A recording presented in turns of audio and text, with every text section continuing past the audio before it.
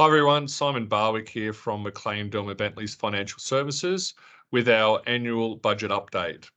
Well, Jim Chalmers has now delivered his second budget, and it really is a traditional Labor budget from a spending perspective.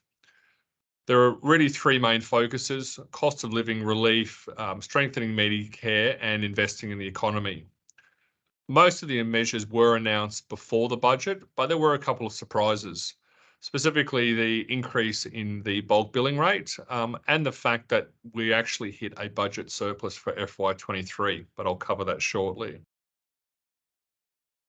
So we look at the first element, which is the state of the economy. As mentioned, the government announced a budget surplus of $4.2 billion. This was not expected and will likely deliver the government both some political and financial windfalls. This was the first surplus announced since the 2007-2008 year, so it's been an extended period of time where we've actually had budget deficits. And this is really on the back of increased commodity prices.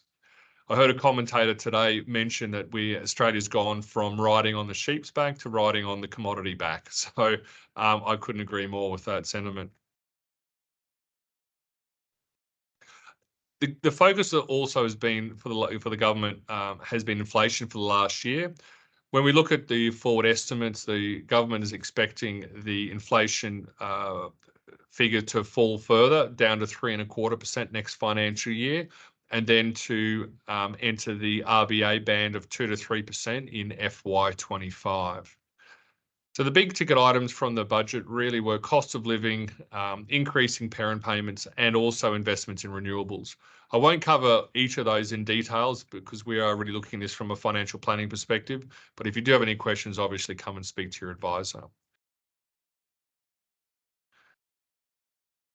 All right, from a superannuation perspective, it was relatively quiet from an announcement. The tax increase for superannuation funds over 3 million was proposed in February this year, and that is a measure the government is pushing forward with. So from the 1st of July 2025, any funds with balances over $3 million will have an increase in tax from 15 to 30%.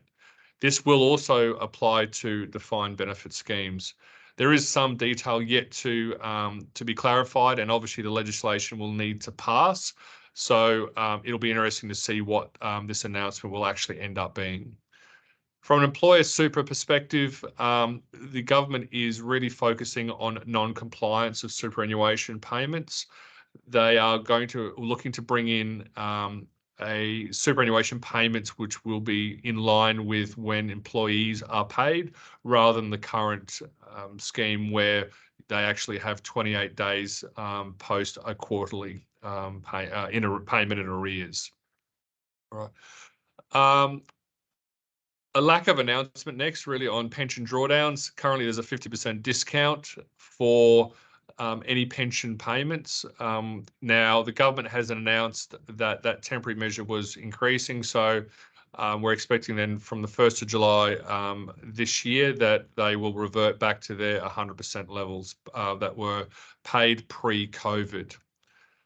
Finally, also another lack of announcement was regarding the indexation of the transfer balance cap that is due to be increased on the 1st of July 2023.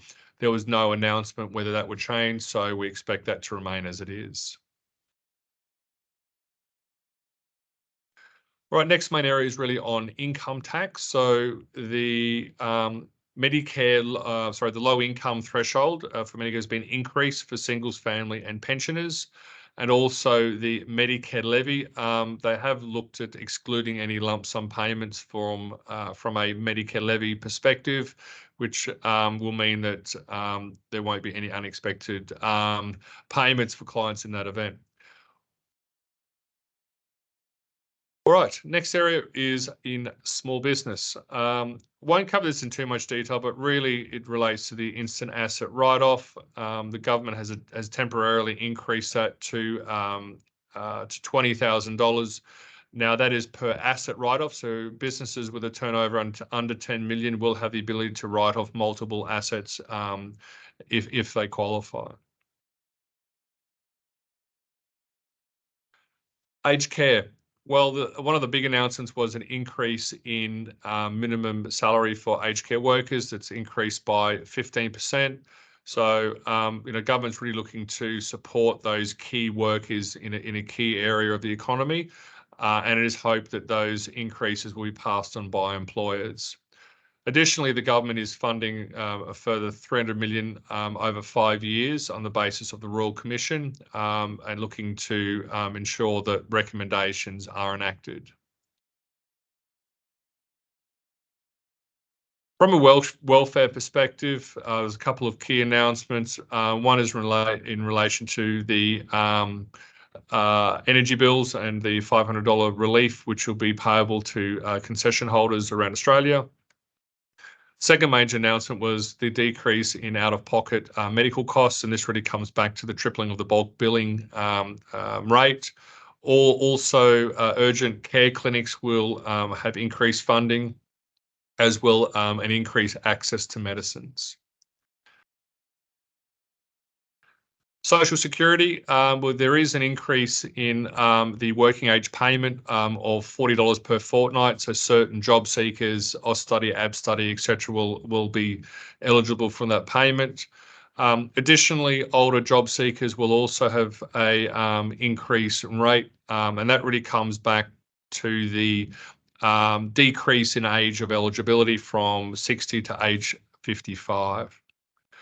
Finally, there is a parenting payment, and there's an increase in eligibility for single parents, which are predominantly women. 91% of single parents are women.